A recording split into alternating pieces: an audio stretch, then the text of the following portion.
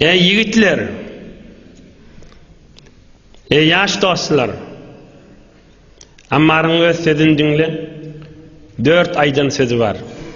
Bir gün Arak'ta suğun aptalına duranmıştık. Kan sahabalığın ve kan Müslümanlığın arasında. 4 söz aytıptır. Hudaý çağırıp. Allahümme lev a'lem ennehu erzalek en ermi bi nefsi minel cebel fe eteradda fe askut faaltu. Hudaýa eger men şo dağdan özümüzün etek düşýänçem pir pıtir bolup dogrum bolsam sen radi boljak bolsaň Hudaýa özüm dağdan oklaryn dipdir. Bir söz. İkinci söz. Hudaýa eger ot yakılsa ve senin raziçılığı şonun içine oklanyp jyzyr yanmaly boljak bolsa özüm eglenmän oda oklaryn sen razi bol Hudaýa diýipdir. İki söz. Üçüncü söz. Fırat akar suwun maşynnamış. Hudaýa sen emrin bolsa ve sen razi boljak bolsaň şu suwun içine özüň oklatda içinde boğulup suwun etegini dinimi bölmeli bolsa ve sen raziçylygyň şonda bolsa eteginden çykman yataryn janym çykýança diýipdir. O dördüncüsü Hudaýa her ýere jeň meýdany girýärin senin raziçylygyň diýip girýän ve umidimde kändir senin raziçylygyň diýip giren adam boş gaýtmaz diýipdir. Ene bir de kudreti imanı.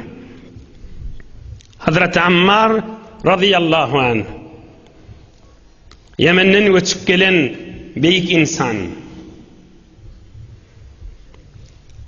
Nebi Ekrem aleyhissalatu vesselam'ın üstüne ozul Peygamberimiz aleyhissalatu vesselam'ın yaşayışında aydamızda kan bu barada gurrun edendir.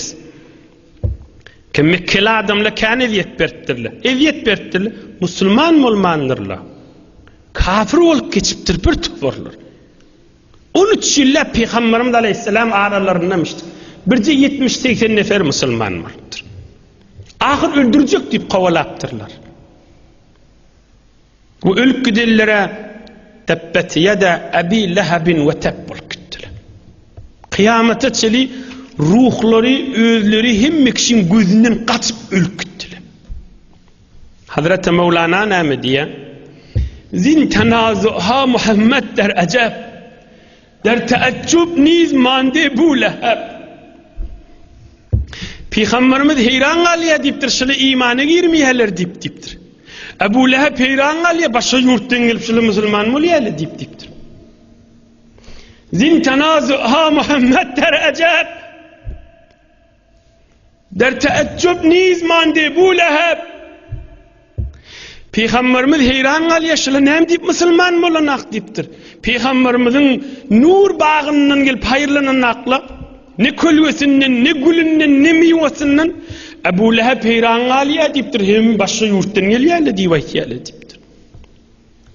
Gerkesi mi gofteşan zin surevi ta azin ascar mustasit şevi cümle mi goften ki in miskine mast az qada wallah divane şöde ast. Ammar ýaly biri adamla musulman bolun diýseledi wallahi divany diýip onu ýetişýärler diýipdir. Sayeyi ura nemididen hiç settufu berdi dahaye piç. Tüf şolun yüzüne diptir. Peygamberin bağının kölgesini görmeyen bolsalar diptir. Sayeyi ura nemididen hiç Muhammed Peygamberin kölgesini gören akla bağının kölgesini settufu berdi dahaye piç. Yüz gaytar tüf olsun şolun gözünü şonu görmeptirler diptir. Şolun gözünü tüf diptir görmänige çık gittiler diptir. Hazreti Hacı Ubeydullah Ahrar 650 yıl mundan azal Özbekistan Samarkand yurdundan bir büyük evliya çıktı. Cihan İslam onun adından dolu. Kim? Hazreti Hacı Ubeydullah Ahrar. Her pir, her sofi, her büyük Allah'ın zikretýärlerden soran bizim silsilämiz Hacı Ubeydullah Ahrar'ın sünnen mariya diýendirler. Hazreti Hacı Ubeydullah Ahrar. Tamam sof pir Allah'ın zikretyenlerden sonra bilin pir şiir var ya Hacı Ubeydullah Ahrar'ın üstünden geçip gitti. Hacı Ubeydullah Ahrar näme diye? Yaqub Çarxi diyen pirin salamına vardım diye. Başka yurtta Bukhara'da. Şondan bir zikr alacak bolup, kol verecek bolup diye. Yaqub Çarxi'nin ovasına şehrine vardım diye. Kol verecek bollum. Allah'ın ışkına girmeden çürüyüm zikr alacak bollum diye. Ohum ovasına, pirin ovasına vardı. Yaqub Çarxi'nin ovasına. Ovasına vardım diye görsün bir neçe adamla üyüşüp şu pir yamallap durlar diye. Men kenarından barip dinlep durdum. Men yerlerden gelen bir pir diyerler qavadım der o dedim diye. Ne öz ovası yamallap durdu on. Ay yoga izmek deyin ne dedim diye. Ay yine şondan geldim bir salamlaşayın dedim diye. Ay yine şondan geldim salamlaşayın dedim diye. Oham Hazreti Hacı Buzurg Murşid-i Rabbani Nebi Ekrem Aleyhissalatu vesselam'ın ilmde ve ışık meydanına yerine oturan büyük insan Hazreti Alaaddin Attar'ın yerine de oturan Hazreti Yaqub Çarxi'nin salamına vardım diyor. Salamlaşamda etti. O vadaşlamın bidirek kıybatları senin kalbına eser etti mi iyiliğine gidesin geldi mi dedi.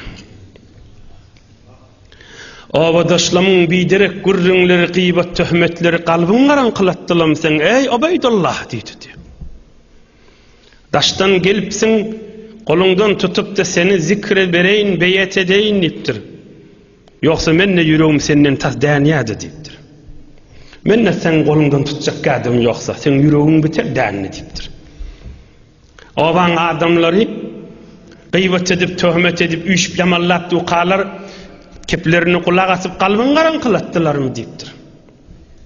Hazreti Hacı Ubeydullah Ahrar kol verdim diye. Hazreti Hacı Ubeydullah Ahrar Hazreti Şah Veliyullah Ubeydullah Ahrar oldu.